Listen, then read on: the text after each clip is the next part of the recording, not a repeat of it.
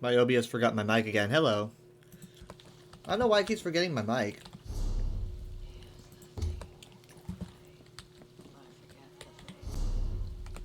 Okay.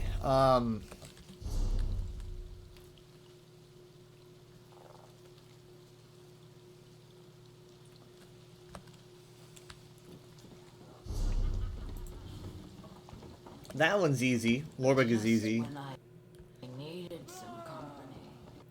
Also, no, I did not fix my PC. Unfortunately. I tried.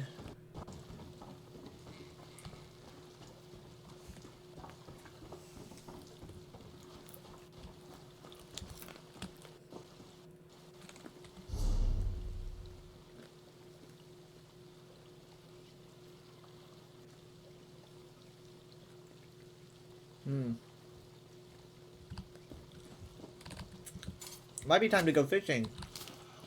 Been on the lookout for that.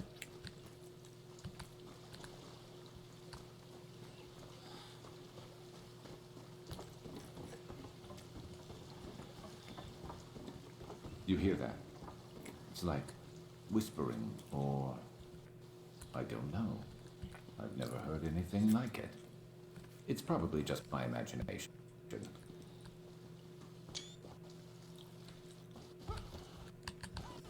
Hell.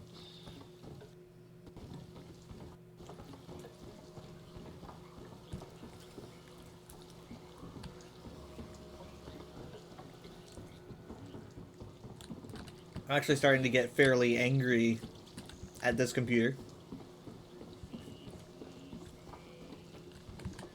I love her coloring. My last wrath was brisk as a leaf in the breeze.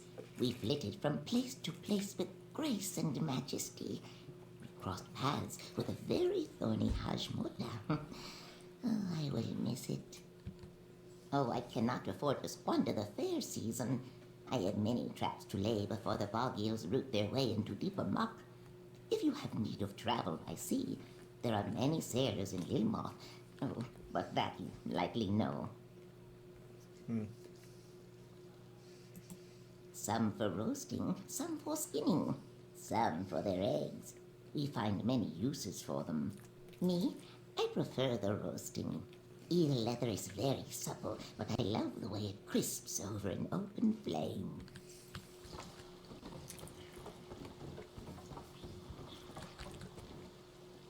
This is like a bit more of an arena or Daggerfall Argonian name. With all the excitement lately, everyone could afford to spend a quiet moment fishing. A little bit. There's nothing quite so peaceful as casting a line. It is like an anchor for tranquility. Sharp is like, right?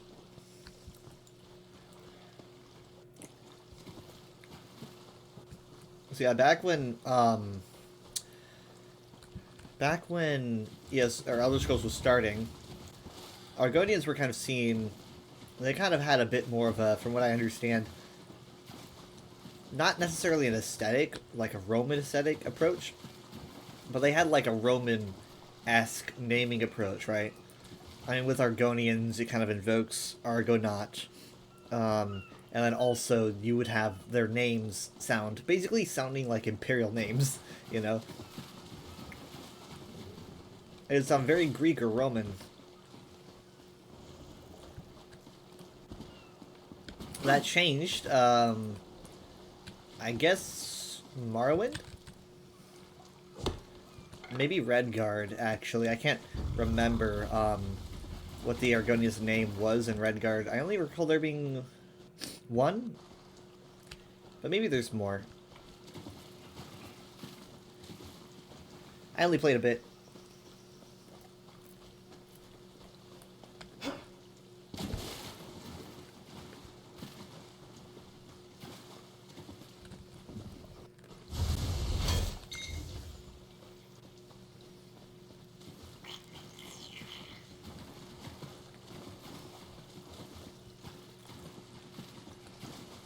Right, okay, this is the Zinjay Konu.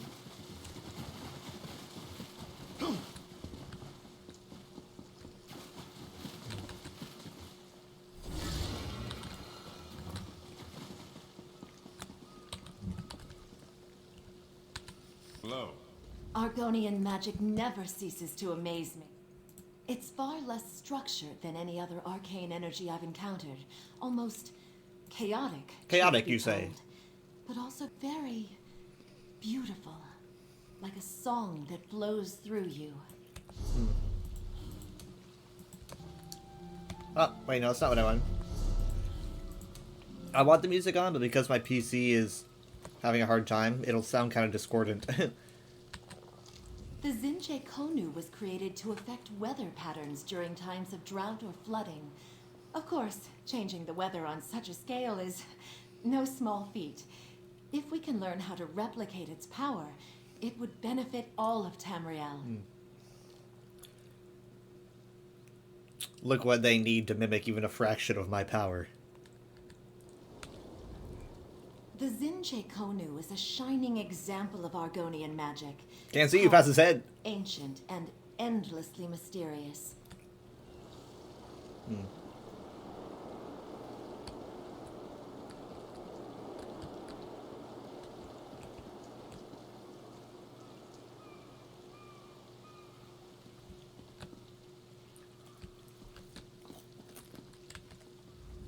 The Zinjay Konu was created during our days of stone nests. Many tribes question why we work so hard to maintain it. But I believe the wisdom of the calendar transcends our past follies.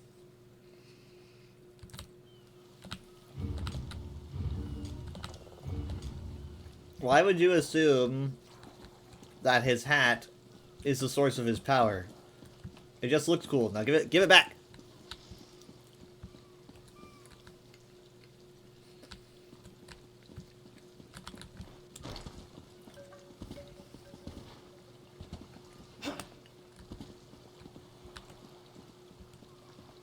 For future chatless VODs, Leaf just stole my hat.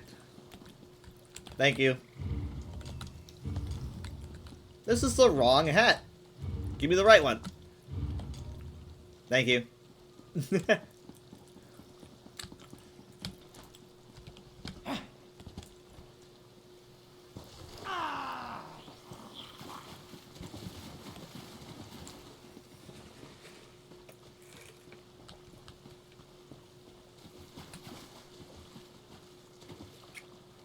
Oh, there's a fishing location. I can't believe it's been so hard to find one. You like what I have it hotkeyed? Beautiful. Yep. On to that. I've got this hotkeyed, and I've got the Traveling Merchant also hotkeyed. Is this really a lake? This is more of a pond. Even if I don't get any bites, watching them dart around, I don't know. It relaxes me.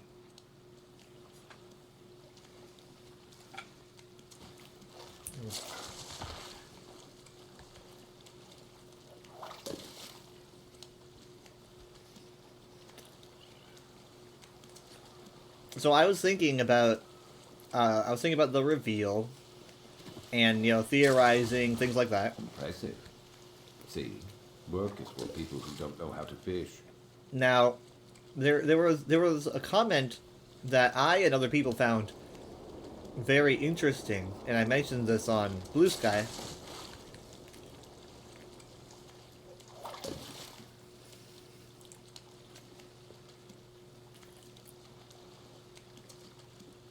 I think that there might be something special happening this year. Get him. Of course, I'm theorizing a lot of special things.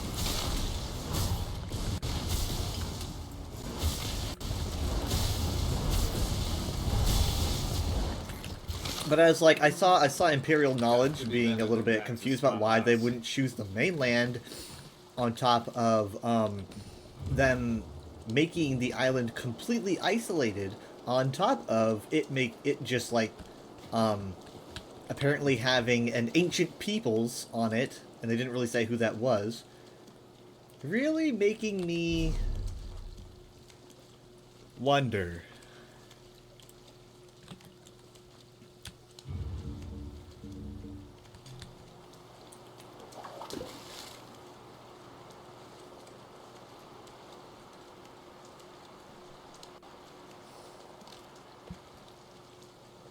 I'm just saying it's the perfect storm.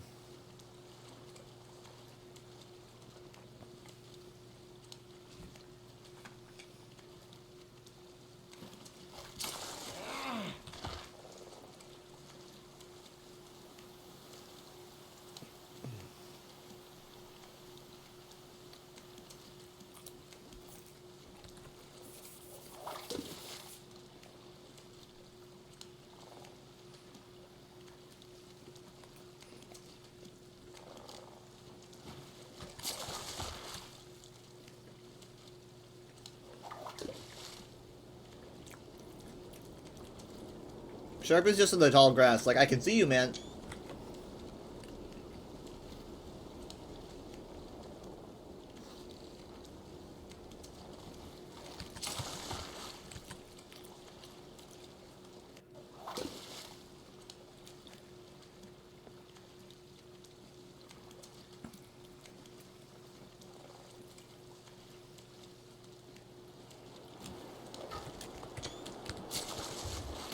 Does that count as a fish?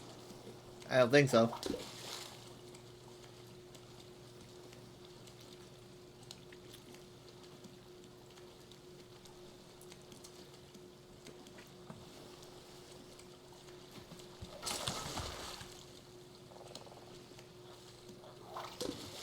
So yeah, basically, I do think it's interesting that they chose an isolated area. Like, literally, like,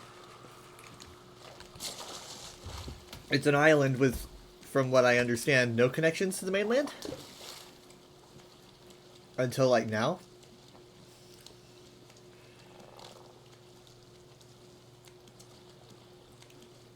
So let's do a little bit of a timeline thing. The Nahatan flu lasted quite a while, right? The Nahatan flu lasted quite a while, and honestly, it's still technically ongoing. Like, the Nahatan flu is not gone. People can still get it. You can go to Orc-Rest, and, it's there. It's still technically an active threat. It doesn't fully go away. I think the last cases are probably, 10 years from now, or something? But that being said, oh wow, I don't know if I've seen this fish before. From what we know, the Lilmathete all, died off from it. I mean, we don't have anything that says we know for a fact that happened. It just kind of seems like that probably is what happened. Crap. But if they're gonna choose anywhere to put them,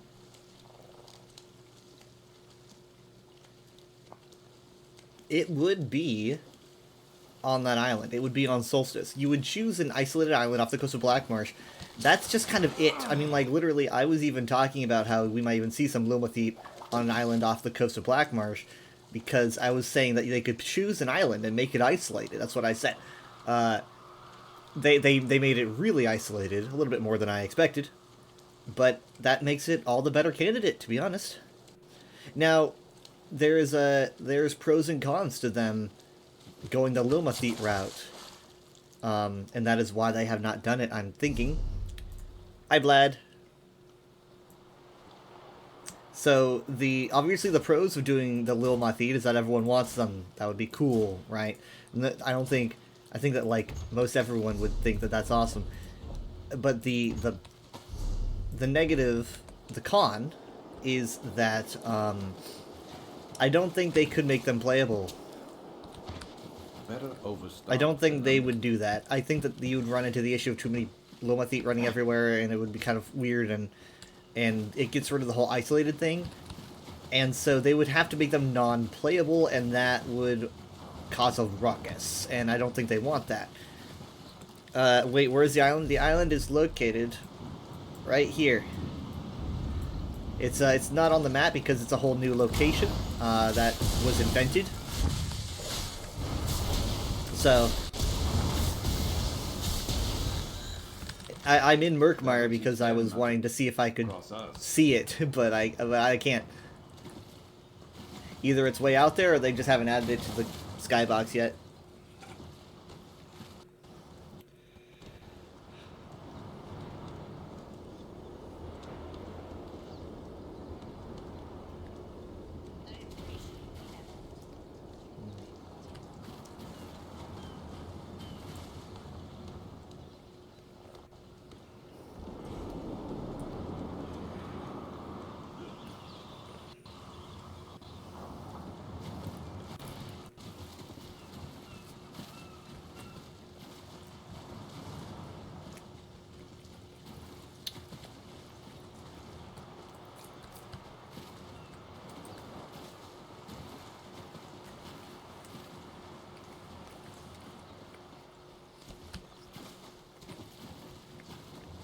So yeah, I think that if the Lilmatheat are going to happen, if it doesn't happen this year, they won't happen at all.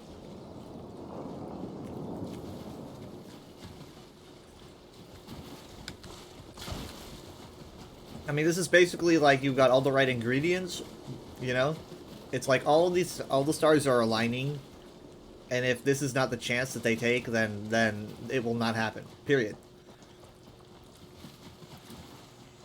At least I don't think so. I guess I could do another method, you know, a future Blackmarsh DLC, put him in a cave or whatever, but... You know what that's good for? Ah, you'll figure it out. Now, there are a couple issues with this theory about them being on Solstice. For example, the secret would be out pretty fast. You would go to Solstice, and then you would probably have Argonians talking about the Lilmatheat that lived there, because... Give me a second, I've got a picture of the island. I haven't really looked at it too terribly closely because I was kind of saving it for the UESP stream. But I'm going to take a screenshot really quick. Okay. Now I'm going to paste that screenshot into Paint. My PC is very slow because of the update.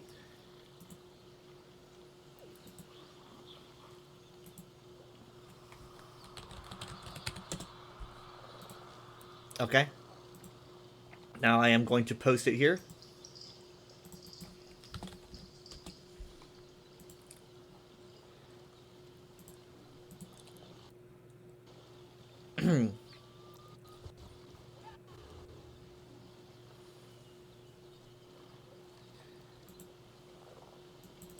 Alright, so this is Solstice right here. As you can see, like, you can see where it is on the map. It's off the coast of Murkmire.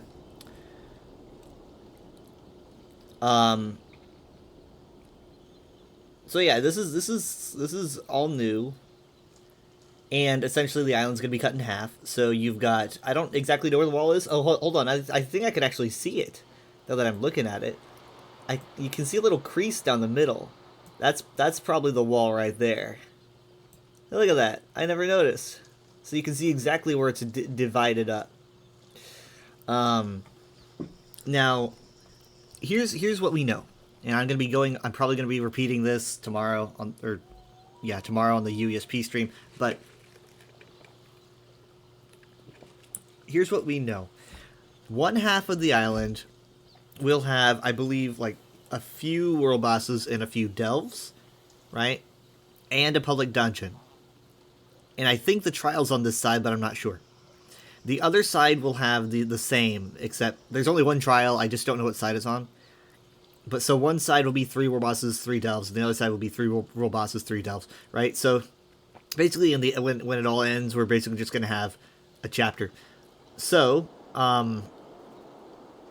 yeah, so there's a public dungeon on either side, which I'm happy about. I don't know why I wasn't thinking about public dungeons. I guess I just spaced out, even though they're like my favorite thing. There's just so much information hitting me at once. So there's been a new island that didn't exist before? Yep. This is kind of what a lot of people probably think they did with the High Isle, but legit this time. So yeah, this is a whole new thing, and I've talked about Zos's talent with making new islands, rather not making new islands, but rather explaining areas that they've made like themselves. So I'm not too terribly worried about this whole, I don't know, classic MMO move here. But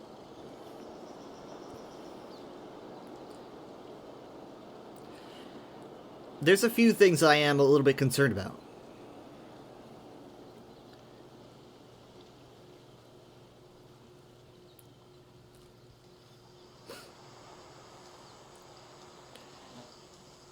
I mean, you don't hate the idea there are no maps of the other continents. They can really just go crazy with it. Right, they can.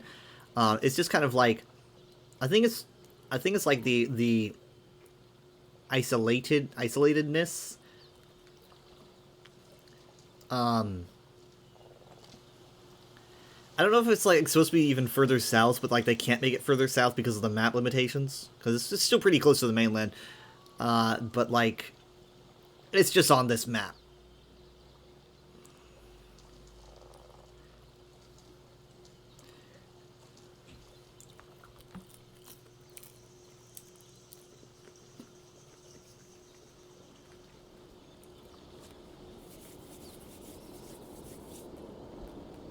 They've mentioned that the island has like an interesting history.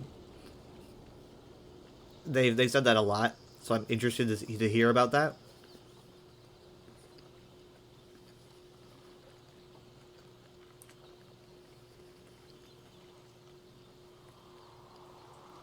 We will be getting the western side first, eastern side second. So essentially, in June, this basically will be our DLC. I can't exactly get it exactly right, but like that right there is the DLC.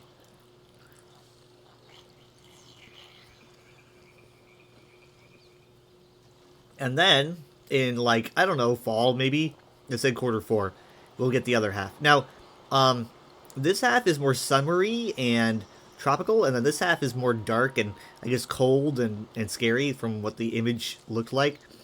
And I find that kind of funny because look, you've got Sol, and then you've got ice. Also, solstice has like summer and winter solstice, so it's basically like, I think we're going for like a warm cold, Pokemon warm, Pokemon cold kind of a vibe.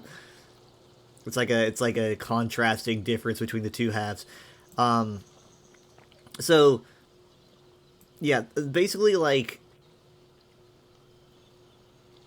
I'm interested to see what history they write with it, but they can't do the same thing they did with High Isle, because High Isle had a connected history with the rest of Tamriel, and it's like, the history of this island is going to be completely isolated. It can obviously have stuff to do with Tamriel, like events on Tamriel, but events, like, they can't interact with Tamriel because they're apparently isolated. This is basically kind of the Athelia of zones, you know? So we'll see how they handle it. It's kind of like, it's known now, I guess, to like everybody, because like the Mages Guild's going to be there, you know, and all that. I'm very interested to see what they do. Hold on, where's my... I haven't even set my phone up.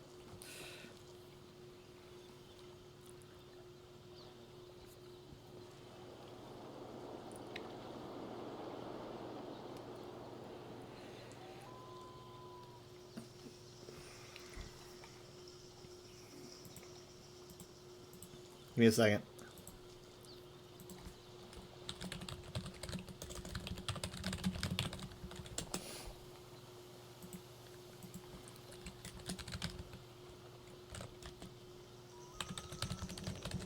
Okay.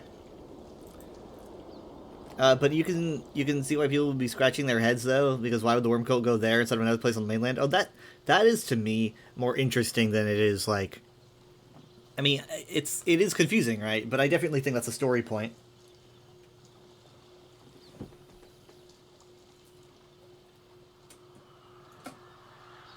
Maybe they wanted to be more isolated from Tamriel or something. I'm not sure, but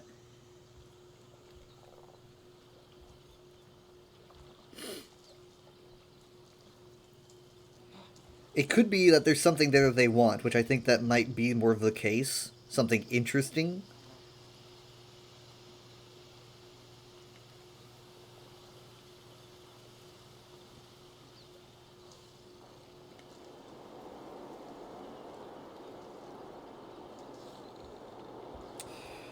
Give me a second, I'm trying to fix something. Keep asking me questions while I do this. I got this new phone, right? So I'm trying to set stuff up, and I need to do something before I forget. No.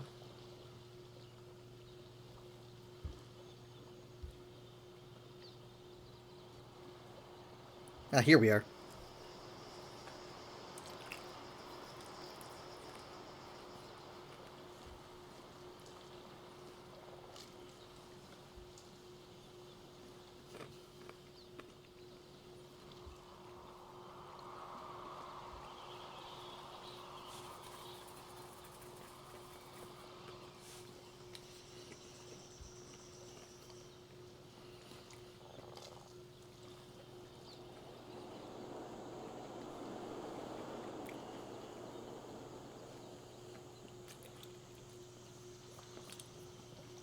Question, is this new Argonian creature the new Dogzilla Kaiju? What the heck is a Dogzilla Kaiju? What is that? Oh, you didn't mean to say that. I had a post I was gonna make. I have it in my notes. I was like, I'm gonna post a picture of it, and I'm gonna say like, this is gonna be so many people's personas. So many people are going to want to have their own, like, Argonian behemoth persona with, like, that vibe. It looks so clean, though. Like, wow.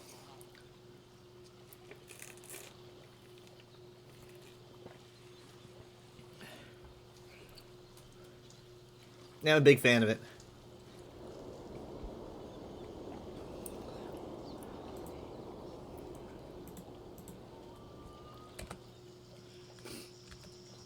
Well, give me a moment. I'm trying to get my doesn't look like an Elder Scrolls creature. I think it does. There's been some creatures I think that have been kind of odd recently. They're still Elder Scrolls creatures, but to me they're an odd decision.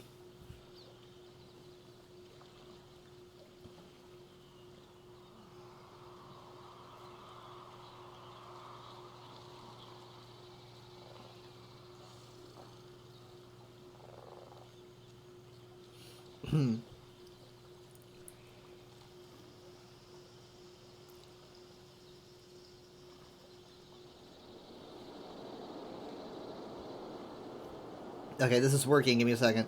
Thank God this is working.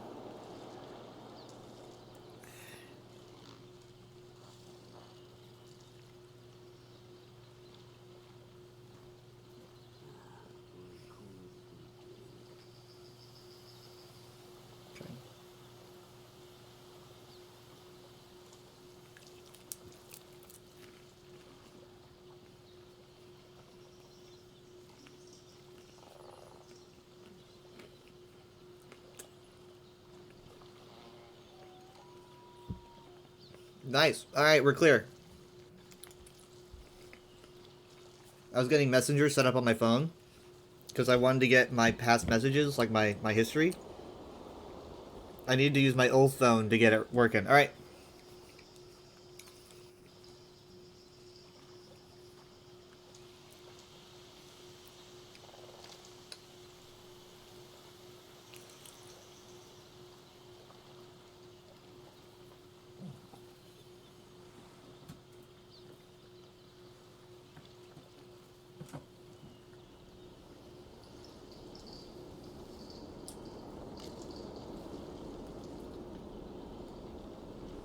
But as I said before, I think that the island has some connection with Topal the pilot. I think that Topal might be like the inception of Altmer existence on the island, or at least maybe one of his crew. Right? Maybe some members of his crew. Maybe they thought that that was their homeland, and they were like, "This is it." It looks amazing. Though that's probably not what it's not what they probably would suppose it looks like. You have just the mental image of Leaf reading a report about the worm cult being back. She just balls her hands up in fists.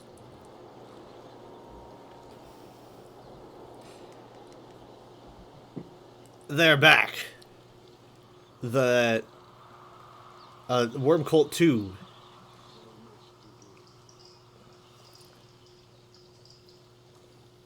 There's gonna be a pun there. Hi, Popsicle.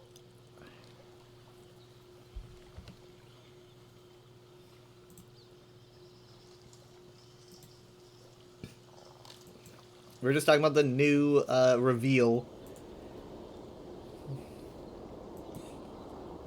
It's been all I've been thinking about.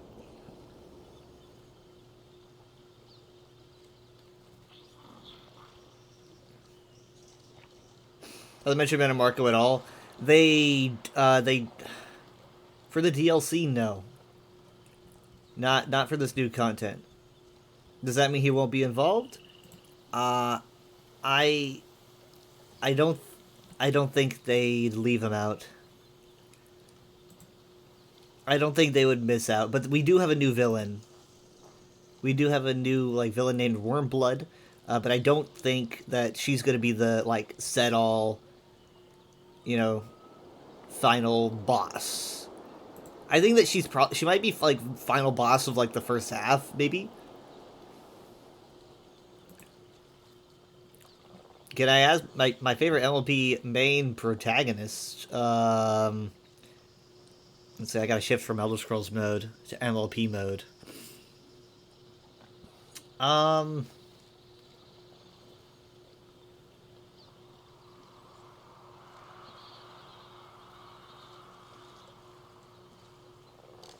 Let's go with Rainbow Dash. And Fluttershy's close behind. New Molag Bal looking Daedra 2. He looks awesome also. Oh yeah, that's right. If the Worm Cult is involved in Molag Bal, have to be. Well, well, yeah. I don't know if we're gonna see or hear from Molag Bal. Let's see, because they got a voice actor to voice him, like a special voice actor. What was his name? Malcolm McDowell. Let's see. Malcolm McDowell. They would have to get him back. Unless he just doesn't have a speaking role.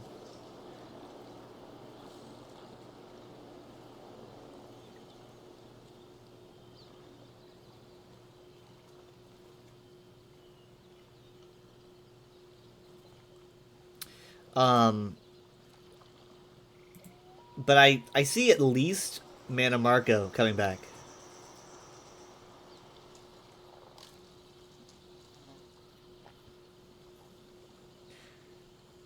Because okay, so I know there's no mention of Mana Marco, but there is that you do get to see like a coffin that has Mana Marco's like visage on it. So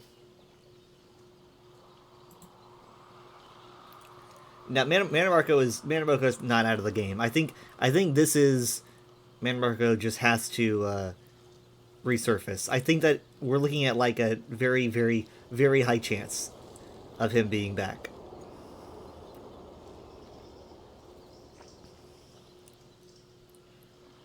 I've got a lot of people I don't know sending me messages on Twitter, and I'm only just now looking.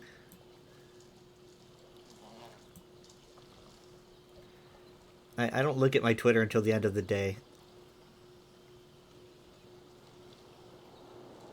So here's the thing about Mana Marco, is that Mana Marco goes through a lot in his life. A lot. He ends up battling Vanus Galarian, killing him. And he ends up taking part in the battle for the Totem of Tiber Septim.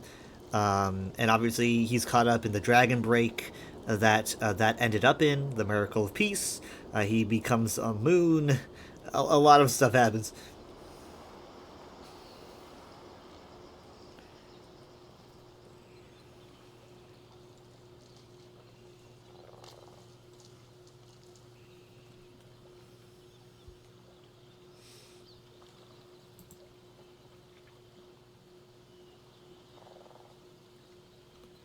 Still scrolling.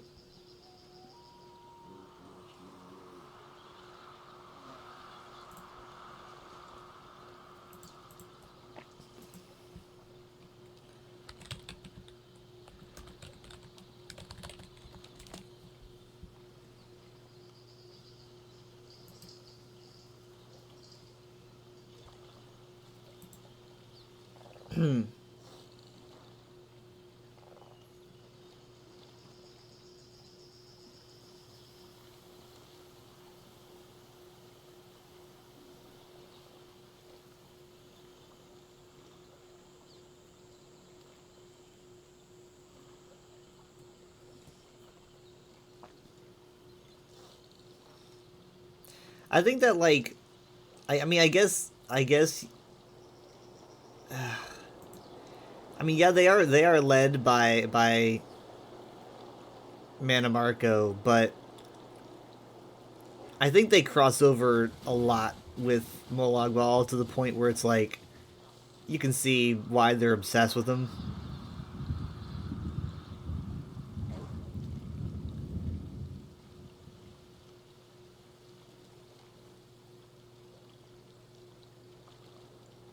Mana Marco basically becomes, essentially, he becomes the Necromancer Moon. It's kind of his, like, celestial divine form, his god form, but he also has a physical form later on. So he becomes the god of worms. Yeah, I know Mana Marco, obviously, just like with any, narcissist, just like Molag Bal, had his own ideas. Mana Marco definitely, he didn't worship Molag Bal. He just kind of, he has his own aspirations, and he tried to get those done, and regretted it. Oh my god. But he does eventually get his wish.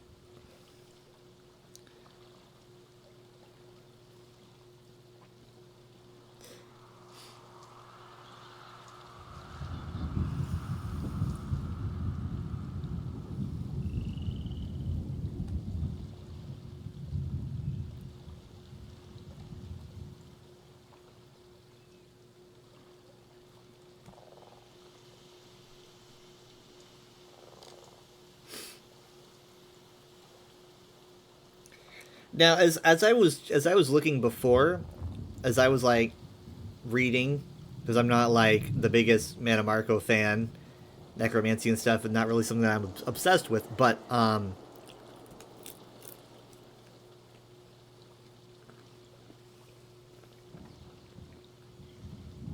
there's no date for Mana Marco's face-off against Vanis Galarian.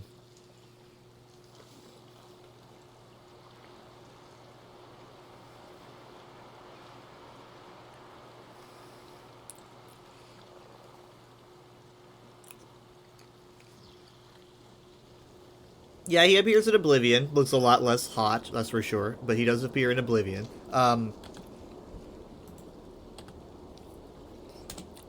Let me show you this picture that I saved, that I got recently. I think I have it saved.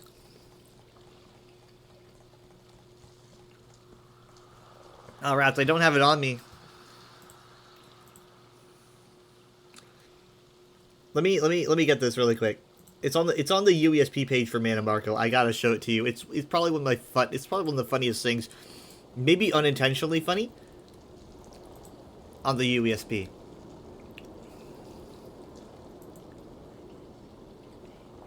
He'll probably look menacing. If the remake exists. If it exists.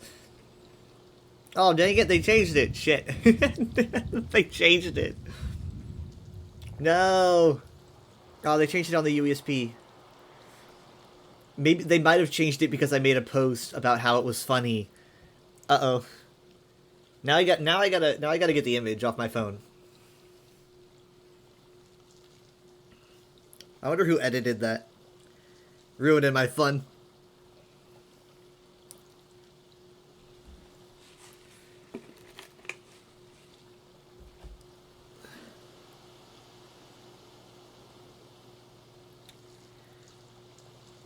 Okay, here it is. I'm gonna send it from my phone to my Telegram, and then I'm going to post it. I'm playing it up. Your Necro is a good Necro. She works with Azura, and is an Ashlander. Oh, okay, I see.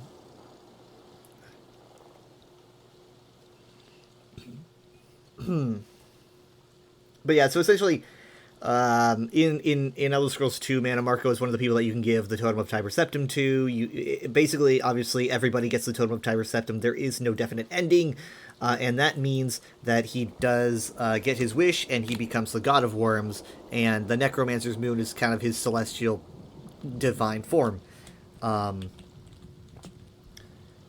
so that's kind of something that's he literally just keeps, he honestly just keeps winning. I don't want to point that out, but he keeps winning a lot, and it's very frustrating.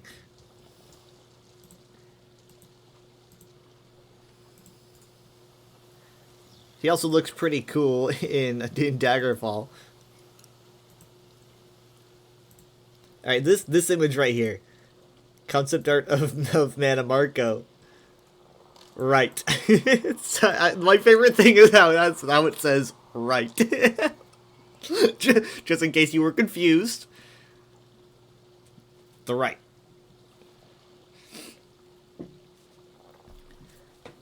I don't know, it's different now. I think it just says concept art of Mana Marco now. I forget. Which one's him?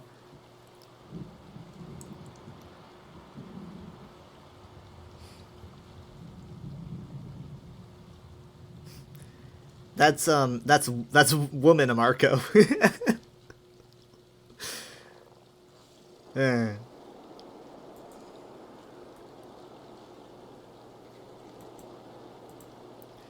So yeah, we'll see what happens with this Worm Cult, but I don't think that this Worm Cult is... If this Worm Cult is indeed, like, but if they don't want anything to do with Mana Marco, like Popsicle says, I mean, he didn't die, because you're saying, like, the Worm Cult that does worship Molag Bal that may have abandoned Mana Marco after his death. It's like, Mana Marco obviously doesn't die here, but, even if you leave him there in the prison, he technically could get out. They could come up with some reason that he breaks out. But I could see them betraying him, or rather not wanting anything to do with him and seeing him as weak, maybe. It'd be interesting to see if he, you know, he teams up with you against them, because he's like, screw these guys. Mannimarco becomes a god after the Miracle of Peace, if I recall correctly. At the current moment, he's just a very powerful necromancer.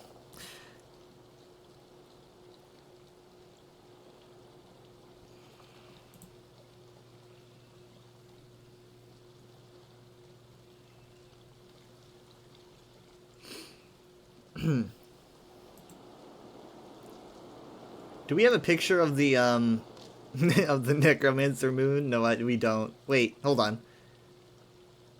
No, we don't. I wish we did, but we do have a picture of his ascension from Daggerfall,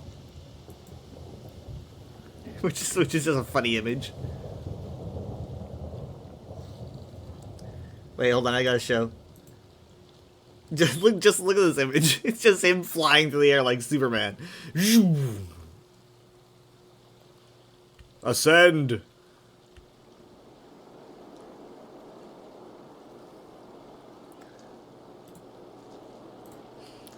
He literally wins so much that he couldn't be. He was in a situation where, you know, he could have actually lost, and he still won. Like, you know, there were so many other people that wanted the totem, and they did get them, but also he did. He got his participation trophy.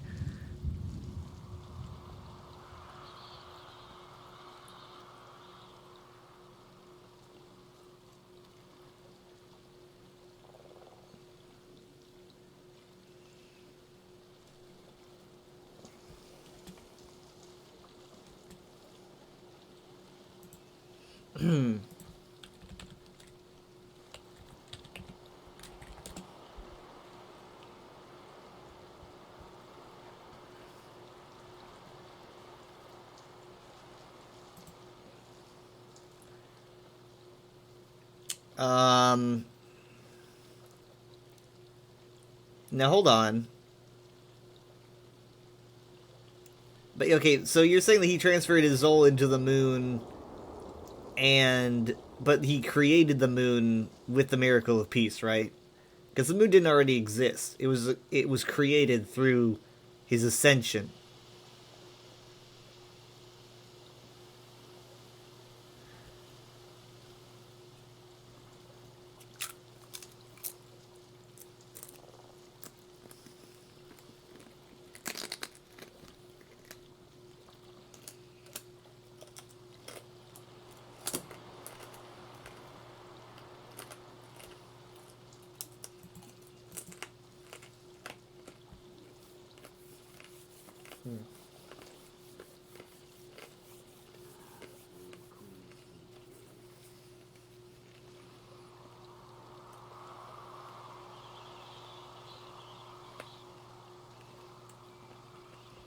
Well, yeah, he's definitely beyond a normal necromancer.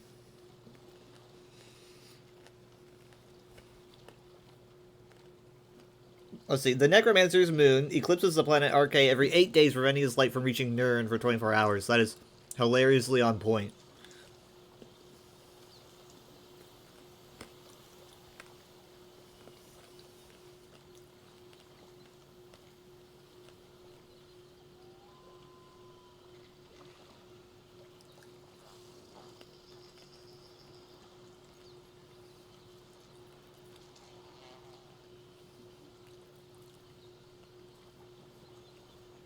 What if this new group is literally like, we hate Mannimarco, he's lame, he failed, he tried to betray Molag Bal, and so Mannimarco has to team up with us, and we get like this, you know, weird alliance with Mannimarco again, like the main quest, like the 5 companions start out with being in alliance with Mannimarco, and then it ends with, you know, you having to team up with him again to take on this new threat. But I don't know.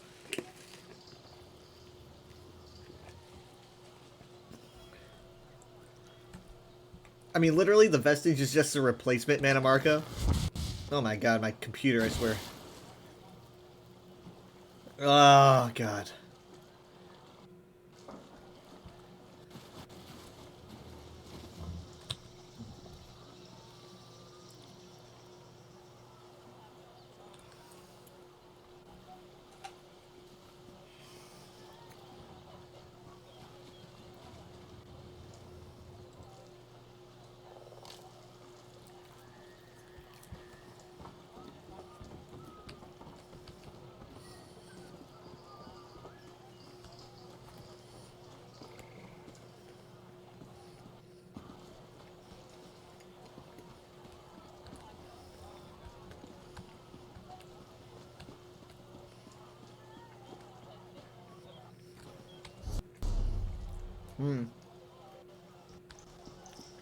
I gotta find a bookcase. Wait, hold on. Mage's Guild, right? Where? Oh, right here.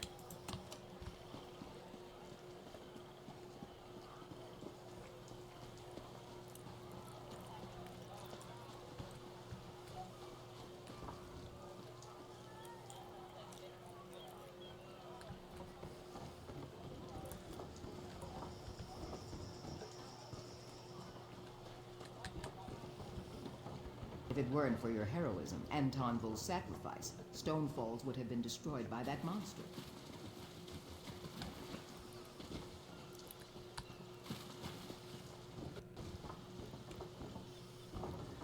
Oh yeah, I forgot there's a difference. Give me a second.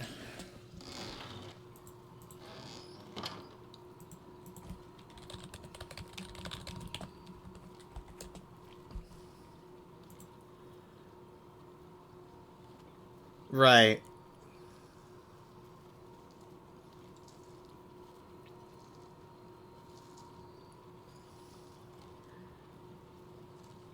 The organization was officially known as the Fellowship of Anchorites during its brief imperial charter. Fellowship of Anchorites.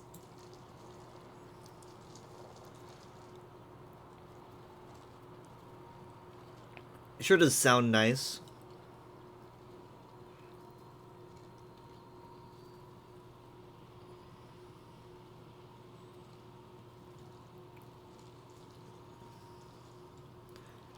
Oh, I don't really know about subclasses. I mean, like, I know of them, but I don't really know what I could do. I guess I can grab some Templar abilities, which I would really love, but I'm not smart enough to do anything super worthwhile with subclasses.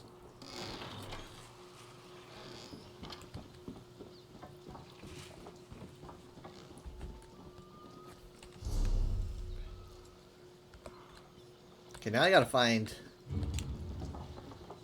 I don't know what endgamers think either. I've got some people who said that, you know, endgamers are excited. Some people who say that endgamers are really nervous about what's going to happen coming up.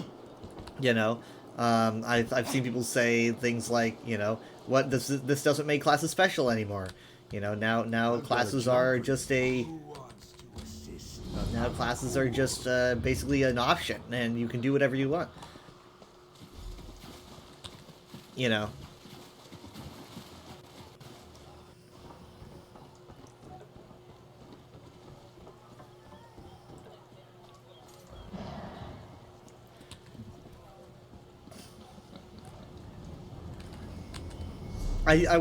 What I do think, honestly, what I honestly truly think is that I think that they should have waited to introduce subclassing. I think that they should have waited at least another year or two after scribing to bring something as large and game-changing as they did.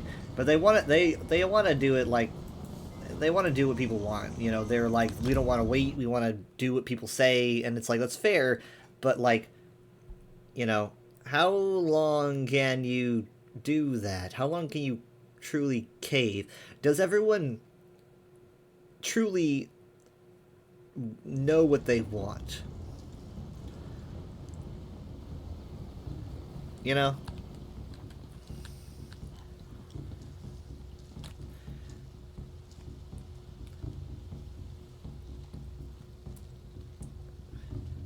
Like, it's great to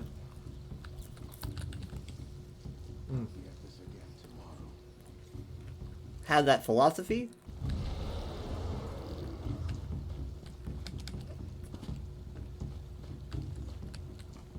but eventually you're going to hit a roadblock.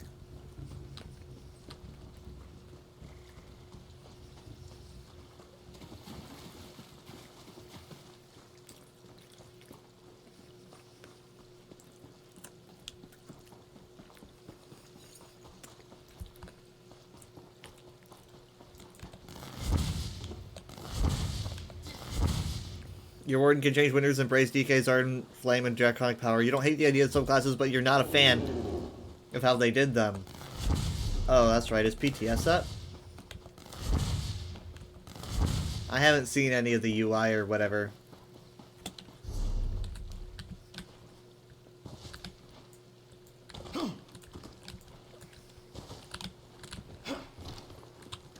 Might get rough in here. I've got your back.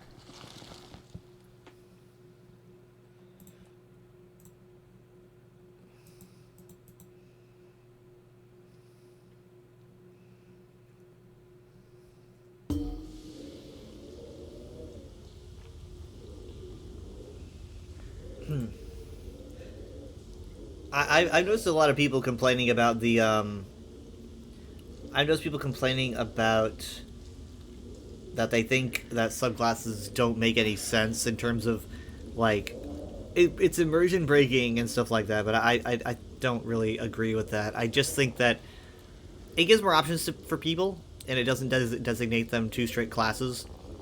I think that's okay.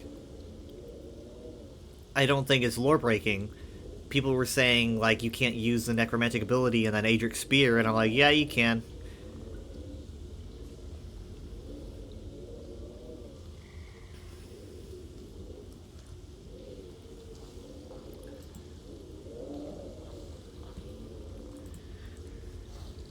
You would have preferred for subclasses to be like an unlockable side quest for every class, where once you're level 50, you can go on a quest and follow 3 different subclass paths of your class to empower your abilities or something like that. I'm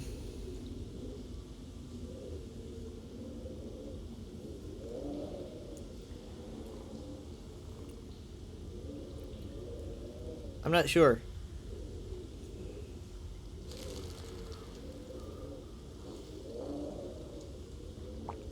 In that case, the Templars both have abilities and paths that deal with corpses, so this can fight you on that. I mean, like, it's weird to think about, but it's like, okay, well, you can use destruction and like restoration magic together, you know? It's like that's this thing that you can just do. And I know it seems weird, like, oh, I'm using Daedric stuff and then you know, more pure magic, but it's like you can just do that. It's just different schools of magic. Yes, they're very different, but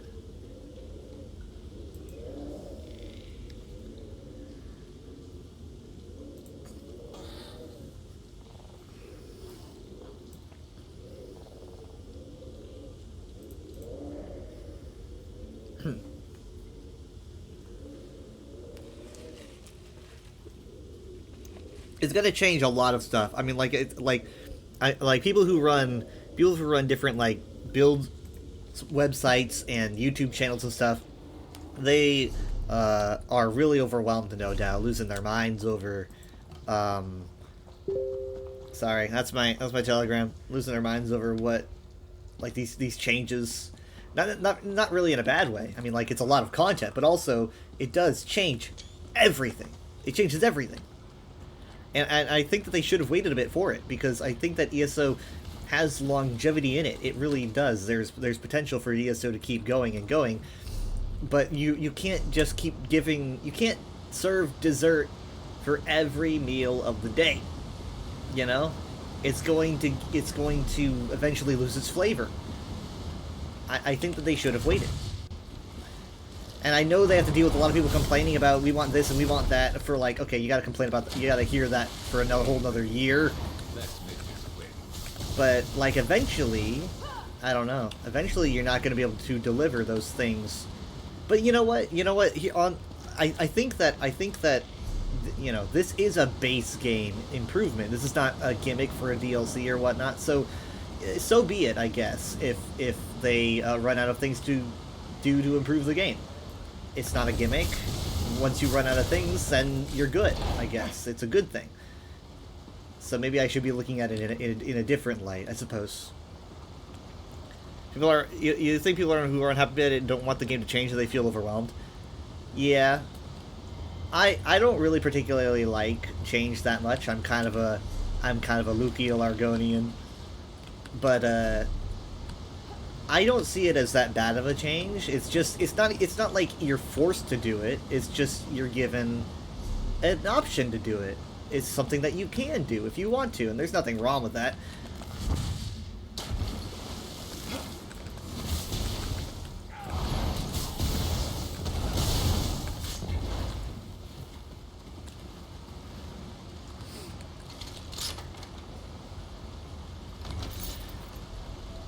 I mean, like, granted, if they did subclassing and I wasn't getting a Zone DLC this year, I would probably be kind of annoyed.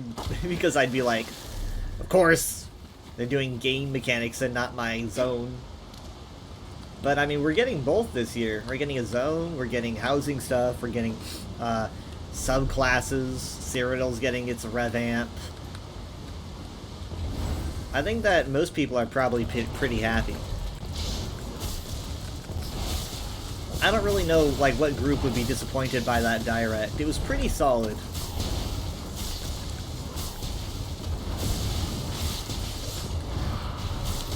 Stay ready. Never know what else might be headed our way. The thing I like about subclassing is that I'm kind of like I chose Sorcerer for my main. This is my very first character in my main. I chose Sorcerer back in 2018 because I got the game and I thought, you know, Lightning's cool, and so I chose it.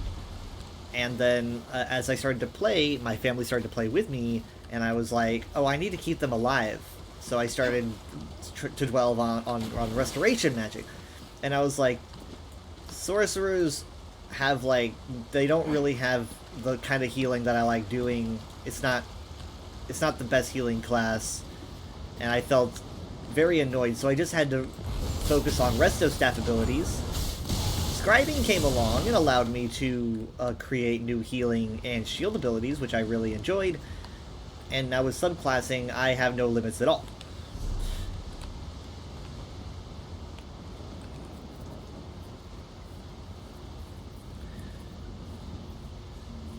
ESO grifters, you're sure?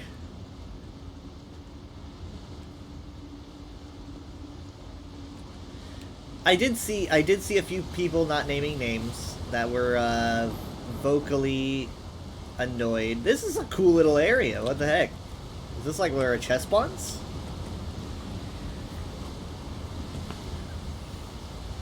There's always got to be a chest behind the waterfall.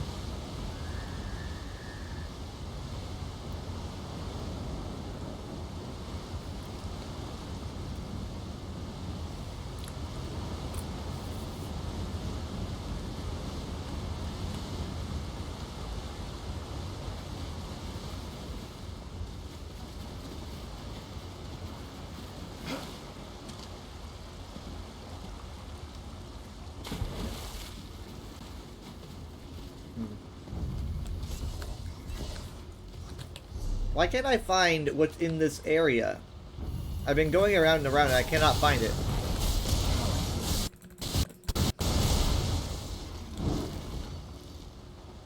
That wasn't your Wi-Fi, that was my stream. That was my game, rather.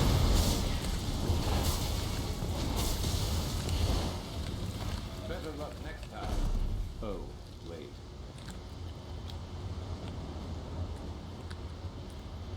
I mean, why can't I? I'm in the circle. I guess technically it might be down here, but I went down here, so I don't know.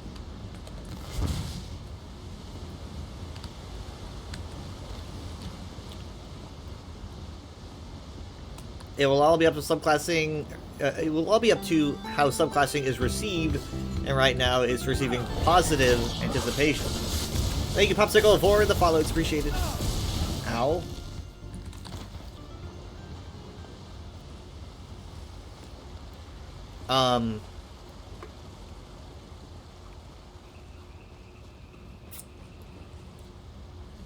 But yeah, when I say that I'm wondering why they did it so quickly, I'm definitely not anti. I'm not anti subclassing. I definitely think that it's cool, but it does kind of make you wonder what makes a class special. Class sets are still specific to your class. You cannot break out of those, apparently, among other things. So that's kind of why they're special. Here it is. Dang it!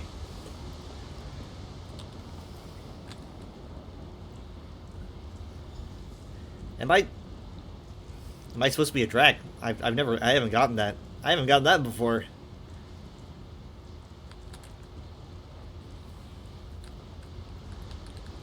You think it should be about what makes your character special?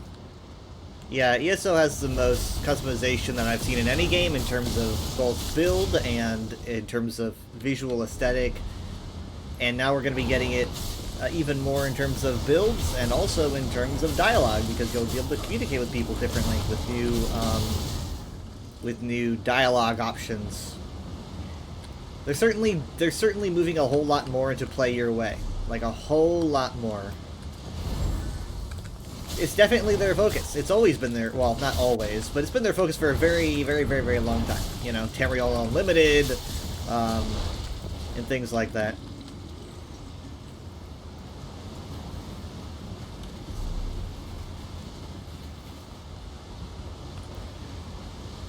You know, you can see my name, but you gently thought I was a Pegasus. That explains the question. That explains the question. I thought that you were just like, I thought that you had been around in the past when I had like said something, and you were like, "This is a question I can ask. What's your favorite MLB character?" I'm like, huh. I don't think I've got that before. Well, you know, you're not alone though, because I have a lot of people that message me and they're like, your dragon has like an MLP-esque style to him, and I was like, it's probably because I drew MLP stuff for many years. No, your demise literally thought I was a Pegasus because my style is very MLP style. Yeah, see, there we go. Right there it is. There it is.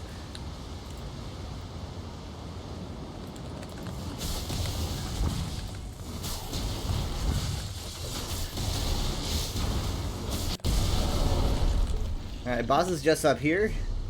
I'm gonna need to take it out, and I'm gonna be getting my third endeavor. What's the weeklies? Did I already do it? I very much did. Alright. So this is where he spawns. I'll just wait.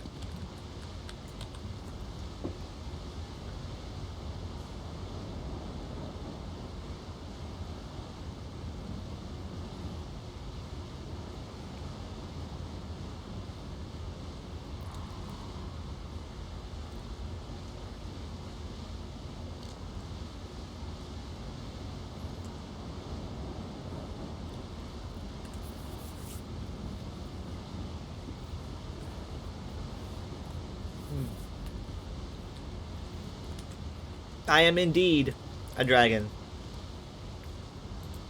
Let's see, while we wait for the boss, let's see if I can get some art to show.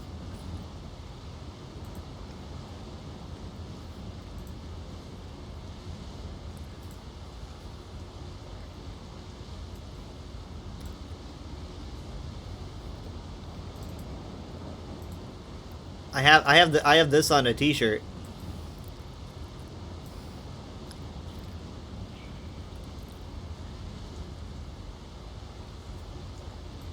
It's like a bright orange t-shirt.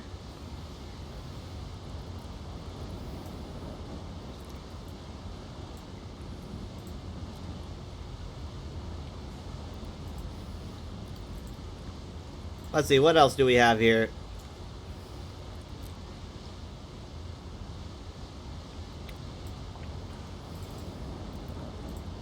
I've been meaning to put this one on a hoodie, but I haven't yet. It's kind of been in the background for a long time, like a long time, but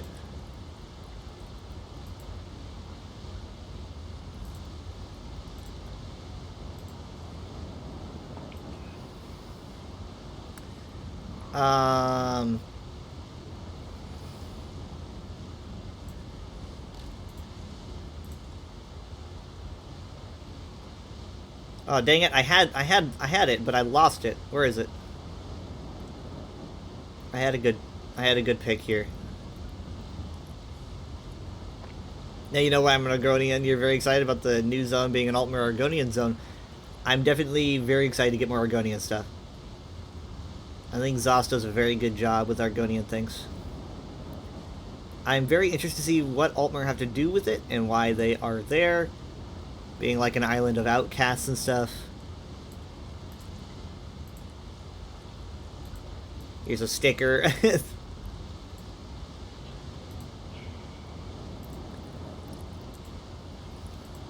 I'm guessing it might have something to do with Topal the Pilot, but that is a guess that I have. You we could get a storyline with Dunmer and Argonian being friends because you've seen a lot of animosity in Stonefalls and Deshaun. It's funny. I hear a lot more people getting mad that, or rather, I hear more people getting more frustrated that that like we see too much friendliness between Argonians and Dunmer. They're like, they're too friendly, they're too nice. I don't see a lot of it, but I've seen it in the past.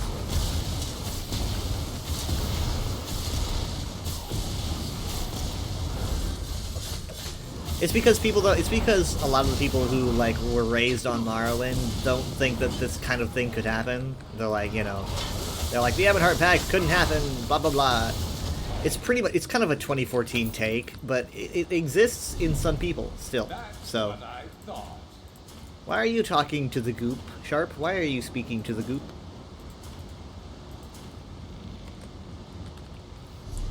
Yeah, they're being racist to each other. You're right, but like that people don't think they're racist enough.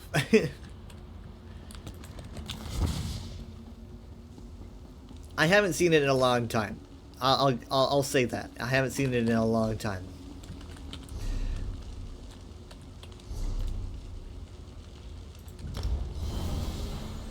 Morrowind fans for sure. Yep.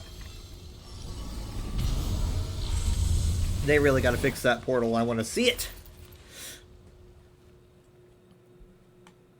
Okay, I got to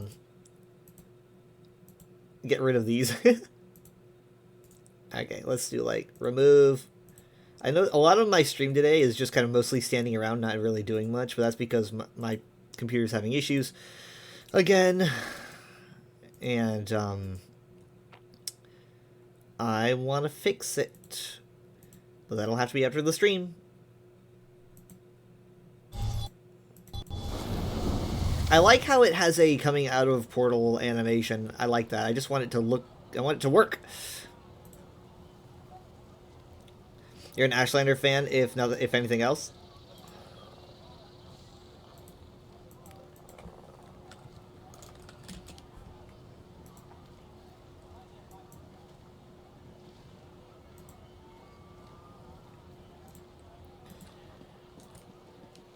I really hope that I can get this fixed because I've got a stream tomorrow tomorrow evening because I'm the Twitch streamer for the unofficial Elder Scrolls pages, and so every other week I do a Twitch stream.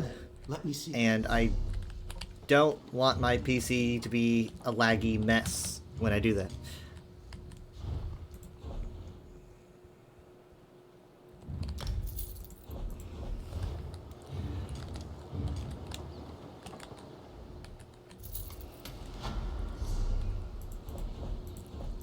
Ready to move out. All right.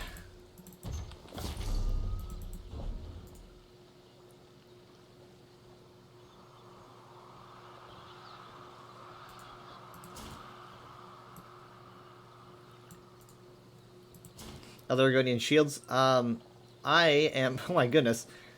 I am actually going to. Man, I should put these in the bank. Did someone make space? You love the Ashlanders, you don't like the House Elves or the Tribunal. How do you feel about post-Tribunal?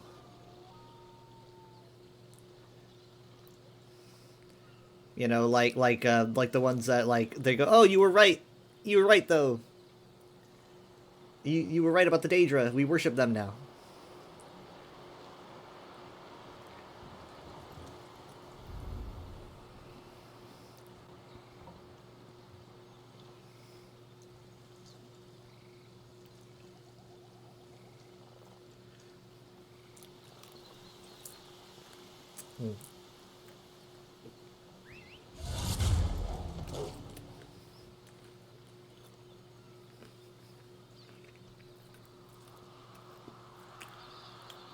Sometimes a random human takes over the stream and captures the weather. Not a Pegasus, though. Not a Pegasus.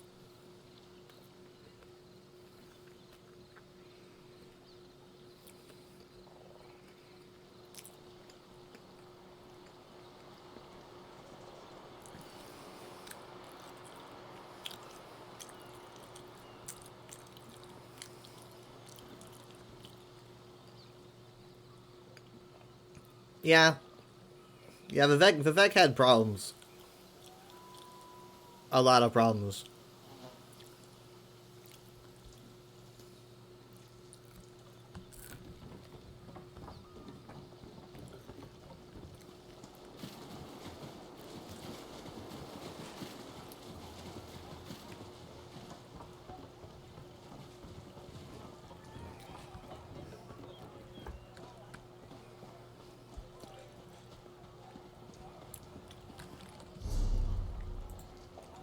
Okay, let's check the bank. Have you heard that Cyrodiilic Collections managed to obtain the Golden Skull of Bilakala? The Golden Skull of Raoul. Whisper Village. Want to come along? You're where? Look, I've been in Murkmar years, and I've never heard of a root with the village. Yeah, the Tribunal all had issues, and those issues were not highlighted. Welcome to the They weren't- Lumos Counting House. they weren't, How can I help you today? Very insightful about their own issues, I don't think. I mean, like, they could see faults in each other, but, like, they probably didn't see them in themselves. And you don't want that with your living gods. That's not what you want. You don't want that in your rulers. You don't want your rulers to be completely blissfully unaware of their massive problems. Because then everyone suffers.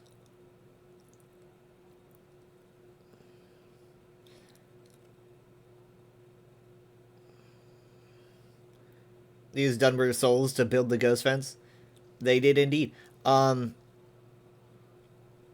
don't... Behold, the Golden Skull of Raoul. Ghost fence... Isn't ghost fencing a standard...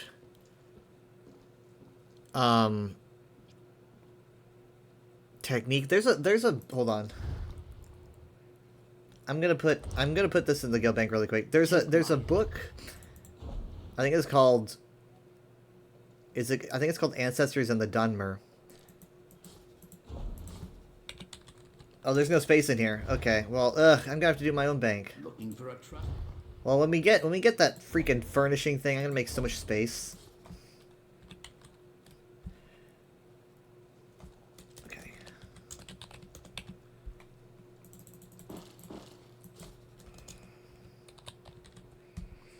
Elder Argonian Shields. That's a fun style page. All right. Give me a second. There's a book, Ancestors and the Dunmer. It talks about...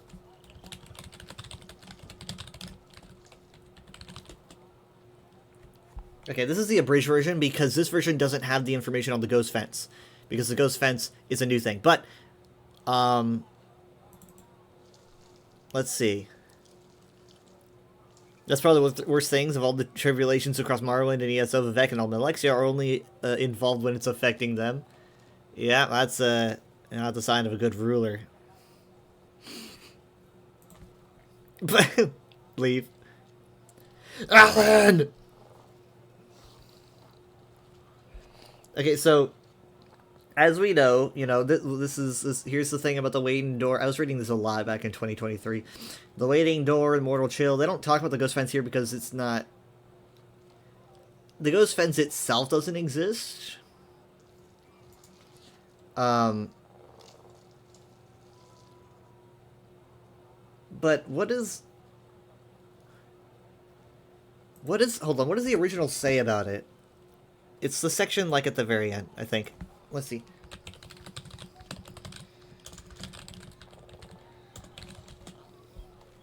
Okay, Morrowind, Ancestors, and then Dunmer. Oh, here we are. Okay, it's not at the end. It's actually after the family shrine.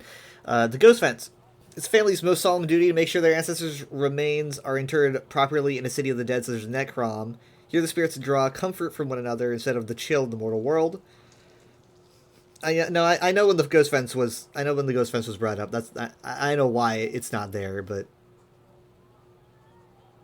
that's why I've got it pulled up on the UESP.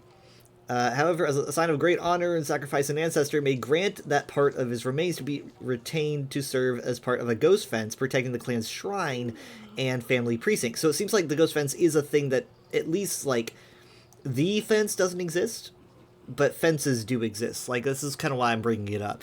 Like, I don't know if they exist at this point in history, but at some point, ghost fences were a thing for family shrines. Obviously, they use the same, like, potential for a fence all around Red Mountain to keep the blight in and stuff, but it is technically a thing at some point. Such an arrangement is often part of the family member's will, that a Knucklebone shall be saved out of his remains and incorporated into it with solemn magic and ceremony into a clan ghost fence. In more exceptional cases, an entire skeleton or even a preserved corpse may be bound to a ghost fence. These remains become a beacon and focus for ancestral spirits, and for the spirit of the remains in particular. The more remains used to make a ghost fence, the more powerful the fence is, and the most powerful mortals in life have the most powerful remains. The Great Ghost Fence, created by the Tribunal to hold back the Blight, incorporates the bones of many heroes of the temple and of the houses Indoril and Redoran, who have dedicated their spirits to the temple and clan of their surrogate families. The Ghost Fence also contains bones taken from the catacombs of Necrom and the many battlefields of Morrowind. So it's like, the more powerful of the person was in life. Now, this is interesting. They don't have any problem seeking guidance or aid from ancestors. Arguably a form of necromancy. Ooh, that's heretical. But it's not subjugation. Well, here's the thing, though, is that you might not be entirely off. I mean, granted, the ghost fences, as listed here, for particular people's shrines, those ancestors, it claims, agreed to this, right? It claims that, like, it's part of a family member's will, that they wanted to do this. However, the Great Ghost Fence, like the big one, it says here, it's even, they're even bringing in warriors and stuff from Necrom. Maybe they didn't even, maybe those people died before the Ghost Fence was even a thing. Like, did they agree to this? Do they actually get the souls of these ancestors to agree to be part of the Great Ghost Fence? On a smaller scale, it makes sense. On a larger scale, are they just taking warriors, like, bones and stuff, their souls, and utilizing it for their own use without even consulting them? I don't know. I'm going to assume that they actually wanted to help, but I don't know. There's a Dark Elf you meet in the Stonefather story who states Dark Elves often rewrite history to benefit their society. I think a lot of people do. A lot of people do.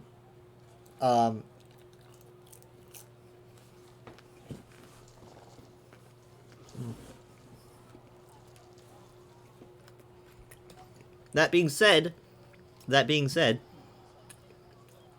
the idea of a ghost fence that is 100% made of, like, the souls of people who aren't wanting to be used, an unwilling group of individuals who would be forced to be a fence, right? Like they're in constant writhing agony. That's an interesting concept, right? It's a horrifying concept, but it's an interesting concept.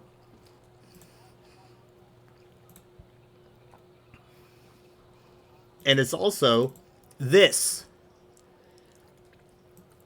I firmly believe that the writhing wall is essentially like a demented ghost fence. It's kind of like the same... I think it's the same idea.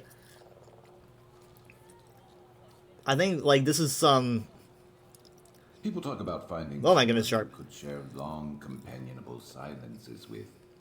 Didn't know what that would be like until, well, just now. And so this is cool. It's cool to see this, and it kind of makes me wonder, like, oh. It's a soul wall. So yeah, we basically have a ghost fence. But it's like a chaotic ghost fence. It's like an unrelenting ghost fence of agony. If we want to kind of give the Tribunal the benefit of the doubt and assume that they did pick people that, wanted to help,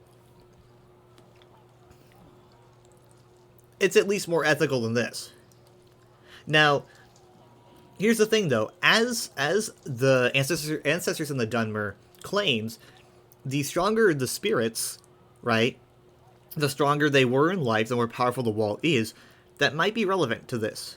But it makes it seems like the worm cultists are just kind of killing everybody. And that might be why they need so many, right? It's more like quantity over quality. Instead of having a bunch of, like, seeking out a bunch of warriors and using their souls, it's just kind of like, just grab everybody. Just grab anyone, you know? Use their souls. Give 3 people who betrayed and murdered their best friend, husband, and war chief, not forcing souls to do their bidding. I'm just saying.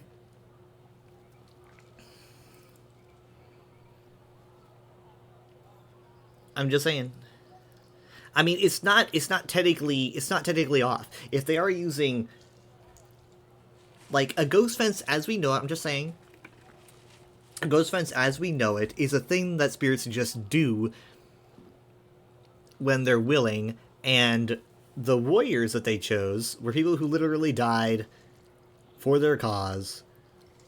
They'd probably be more of the willing kind to be part of a ghost fence, instead of the Writhing Wall, which is just a bunch of villagers who died before their time, not on the field of battle. You know, it is different. I think it's different here. Not saying that the ghost fence is 100% ethical, obviously, because we literally have no evidence that they asked all the spirits if they wanted to be part of it, because they probably did not. Bye, Vlad. Thanks for stopping by. But I think that the Writhing Wall is way worse, because they're literally executing people for it. So it's like a way more chaotic, unstable version of the ghost fence.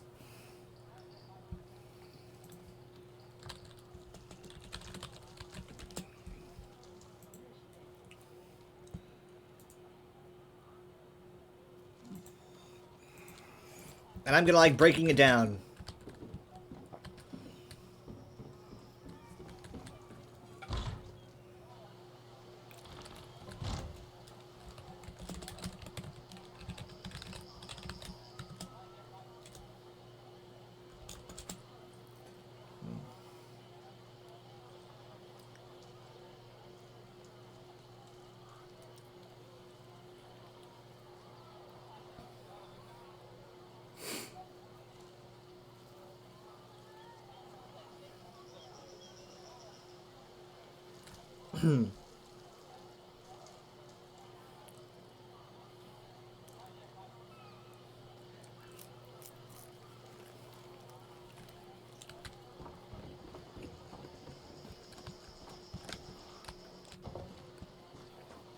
Well, I mean, you're right.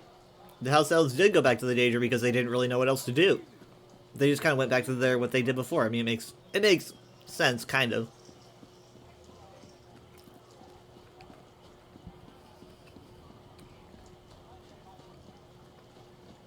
It's kind of like liking someone and then moving to someone else, and then that person like breaks up with you, and then you're like, you know what, I'm gonna go back, actually.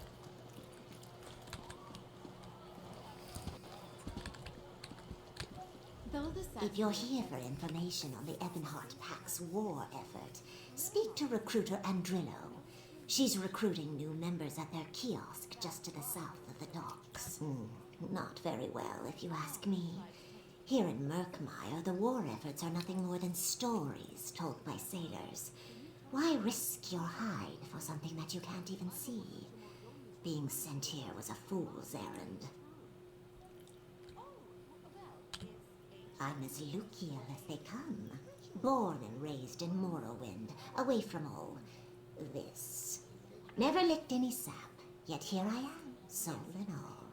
I put my trust in the Pact, not some all-knowing tree. And that served me well so far. I don't remember this dialogue.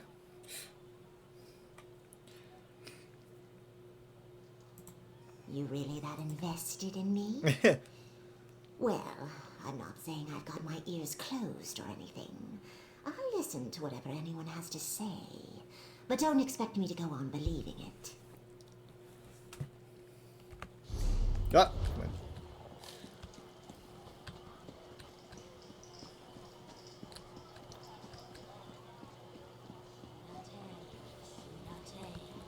on. Laughs at fishes. Laughs at fishes.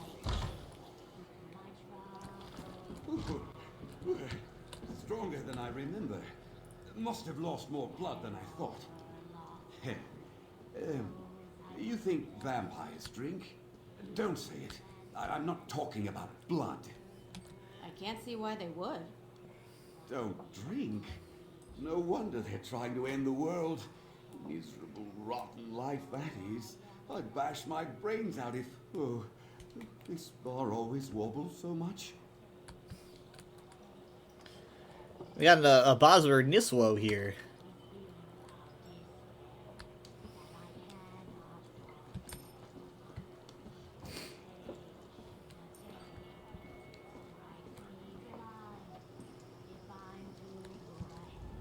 Moving here to Murkmire was the best decision I ever made. If I'd stayed in Orsinium, I never would have found out how much I loved grilled toad livers. I feel bad for all these tourists, chewing on their imported boiled potatoes and cured meats. Argonian fare might be weird looking, but it's the best in Tamriel. You ever tried baked crocodile tongue? Me neither, but the locals love it. Speaking of food, what can I get you? I don't know if I've ever been in here. Like, what are the odds? Maybe I have, because this book here has been read, so I probably have. Always you travelers move this way and that like so many fish in a river. Remember to take the time to wallow, Biko, or one day you'll find that the mud has dried. Stay moist. Okay, so I know we're getting more dialogue options, but what I want a lot more this year is I want more race-specific dialogue, you know? I want more Argonians to treat me like an Argonian and things like that. You know, we got like, I think we got one last year. Maybe. You know, like, I think it was, the Indrik asking... The Indrik has, like, specific dialogue depending on if you have a tail or not. If you're a Khajiit or you're an Argonian, he's got, like, a comment. But, like, I don't know. I'd like it more often. I think it'd be nice. Nothing like completely game-changing, right? Because, I quest with my family, and I don't exactly want an entirely different experience. But, like, just something a little bit different. Just kind of spice things up. I wouldn't mind that. Because I really enjoy it. It's happened sometimes in like, the Morrowind DLC.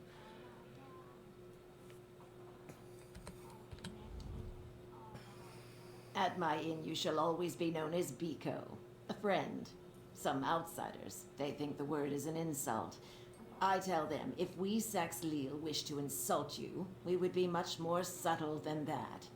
I don't know if she means we as in her and me, or just in general.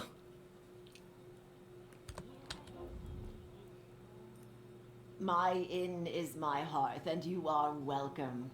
When the winds change, another may take my place. That is the way the river flows in Murkmire.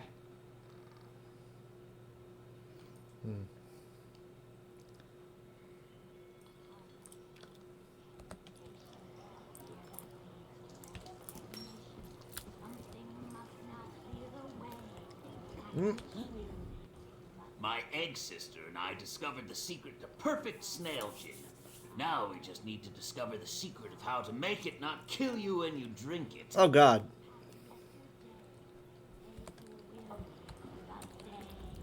Do not forget to gargle your drink, Biko. There's no substitute for good manners. No rancid brews here. We boil our eel paste fresh every morning. Now, what will you have?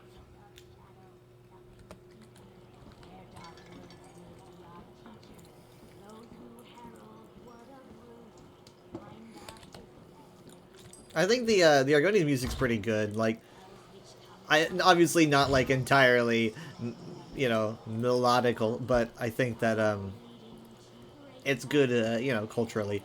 Here's the thing. Well, actually, give me a second.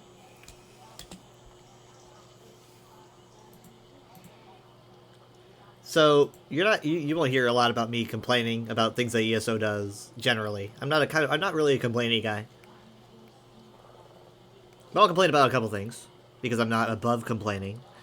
Something that I noticed that ESO does on occasion that I do not like is that I'm not a huge fan of I'm not a huge fan of how they do their songs sometimes. I think that if you're gonna make a song for a DLC, rather you want to make a song for a zone or a culture, you need to. I know they want them to be educational, and I appreciate that, but they need to be a little less educational. Which just sounds weird for me to say, but you can't have a song that sounds like it was made to teach you something. It has you want a song to feel culturally entwined. You want a song to feel like that it's a song that's been sung for years and is popular in the culture. You don't want a song that's about exactly where you live, right?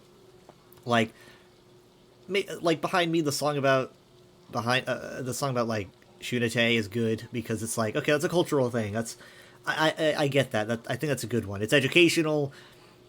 It's not entirely on the nose, but if you have a song about a location, which they've done many times, I think it's a little bit too on the nose. You probably basically like the pinnacle of ESO songs. A lot of people I think probably think are the base game songs, but which are obviously really good. But in my opinion, the pinnacle of ESO music, like Diegetic, is definitely the Elsewhere songs. The Elsewhere music is like top notch, can't be beat, best stuff, because it feels like it actually exists. It feels like this is a song that like you'd hear the Bandari singing or something, right? It doesn't sound like it's there for the player. It sounds like it's there for the people, which I think they should do more. That's just kind of how I feel. I don't want songs to be used to teach people. I think that there's a lot of ways to teach people in Elder Scrolls, how to teach them lore and whatnot, but I think that the songs should be reserved for actually feeling like part of the culture. And not like, because I'm not sitting here singing songs about the city I live in, or whatever. But, I don't know.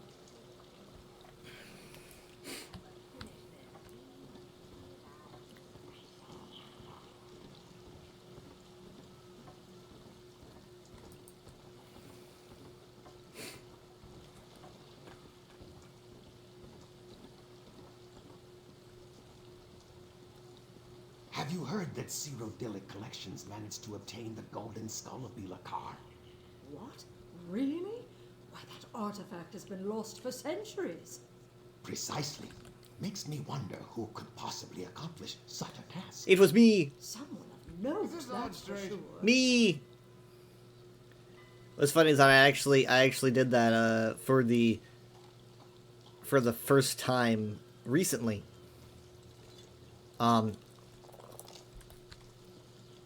I apparently hadn't done it.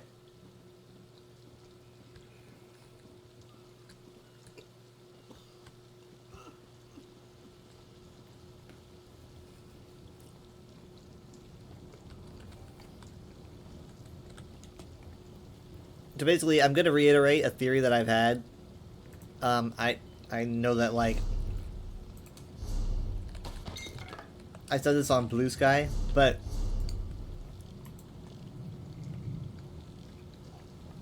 I think that if we're gonna see Lil Mathit at any point in ESO, it's gotta be this year.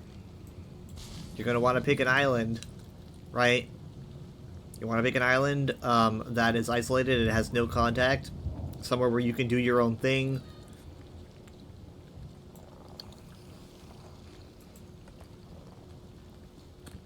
I think they said something about there being new Argonian architecture, but it doesn't really line up with my theory. I mean, like, obviously, yeah, new Argonian architecture is fantastic, but if he said new architecture, then that would have been, like, a huge hint. But that's not what he said, unfortunately. Now, I'm going to be going over the stream again. I mean, I kind of want to do it right now, but I don't want to... I mean, like, you guys probably don't want me to do that. It's not, but I really can't do much else with this computer right now.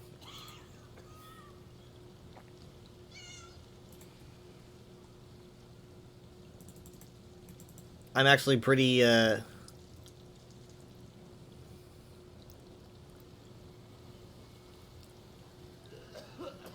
pretty depressed.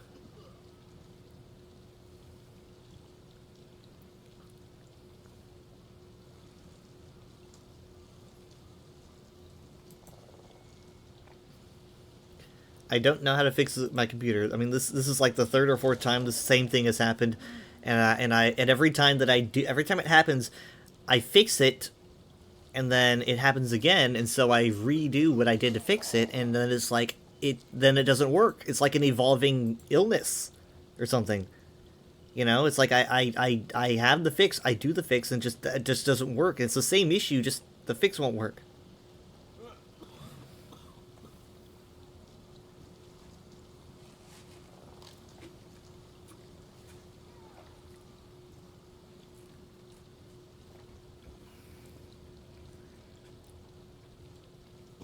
So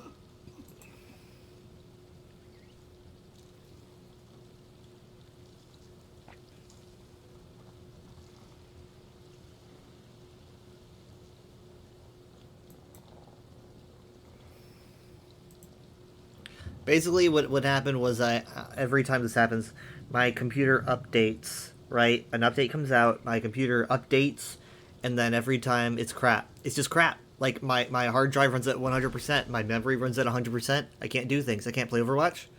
I can't do things in ESO that require a lot of movement or whatever. I'm just stuck. I don't know what makes it run at 100%, but it's always post-update. So it's like, oh, just roll back. I can't roll back. It won't let me. I had the option. This is the part that hurts the most. I had the option to utilize a snapshot and go back to a previous point, to the day before the update installed. I don't know why there was a snapshot, but there was. And I was like, that's amazing, I'm going to use it. So I used it after yesterday's stream. And it fixed nothing. Nothing at all. And I sat there and I realized that whereas the update came out on the 8th, and the snapshot came out on the 7th, it's very possible that whereas my PC said it was the 7th, the update came out like Eastern time, like on the 8th, and on the 7th it would have been Eastern time. Sorry. My PC said in the update, like the snapshot was the 7th right before the update. Internet says it came out on the 8th, but it was on the bridge of midnight. So for all I know, it came out like at 11 p.m. on the 7th. So what I might have done is I might have just reversed my PC to when the update was installed and not before it was installed. So I was like, well, shit. I should use the snapshot that was before it, even though that was like the 4th of April. I'm going to have to do that. And I go and I pull up my snapshots, and it's gone. And I can't go back. And I'm stuck. I'm stranded. And I don't know what to do. Again, this is like the third or fourth time. I don't know what to do. It's like it just keeps happening to me. And I have a UESP stream today. So I don't know what to do. And it's always embarrassing. It's so embarrassing doing a UESP stream when everything's falling apart, and it's like, I'm supposed to be better than this. A lot of it's going to be me standing still, I guess. I don't know. I want to play Overwatch. I want to play Halo, but I can't. Updating your PC is supposed to help. Why the fuck? If I sound like I'm overreacting, it's just because this is the third time it's happened, and it's just kind of, it's a new level of frustration. And I've got no one who can help me. No one. I've asked so many people each time. They've got so many different things that I could do to fix it, but none of the things work. And it's at the point where I'm just saying, like, you know, it's like, maybe I should just buy a new computer. But I'm not rich. I've got a lot of good stuff I like on this one. You have to take it off. I don't know. But I shouldn't have to buy a new computer after 2 years. It's ridiculous. So I'm gonna need to try to fix it on my own time. I'm probably not gonna make any progress. I don't see anything working.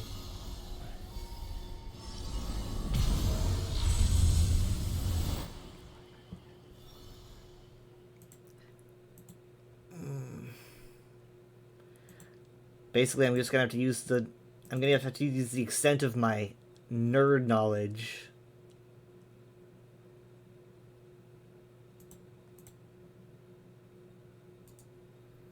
And I don't know anything about technology. I sound like a nerd. I'm not actually. I'm not very smart.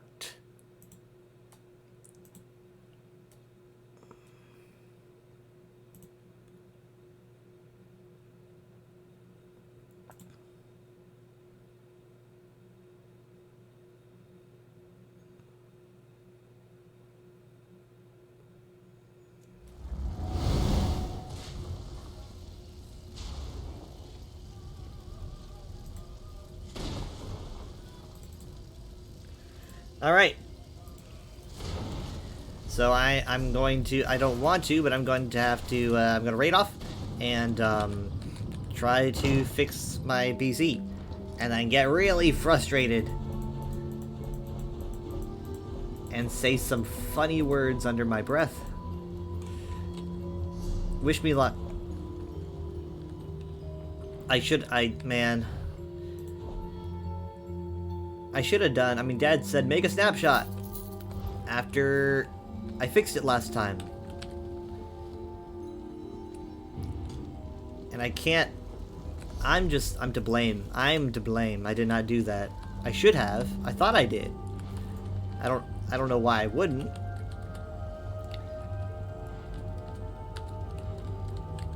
But, yeah. So, I'm going to raid us off to somebody. Give me a minute to find out whomst. I will be live on the UESP at around 5 p.m. probably, maybe a little bit earlier. I actually don't know. I would not count on it. And then on my own stream at around 8 p.m. we'll be playing ESO. Maybe, if everything's fixed, probably doing the dungeon or the prologue quest. We will see. Maybe. I pulled up my Twitch. Let's see. I'm going to send you guys to... That was my Telegram again. Alright, I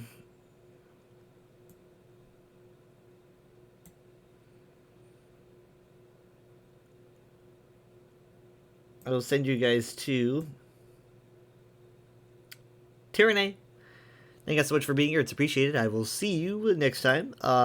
Again, if ever, probably the UESP stream.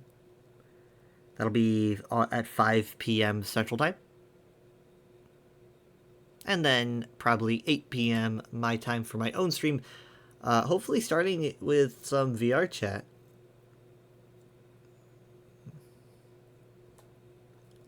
Thank you so much for being here. Bye.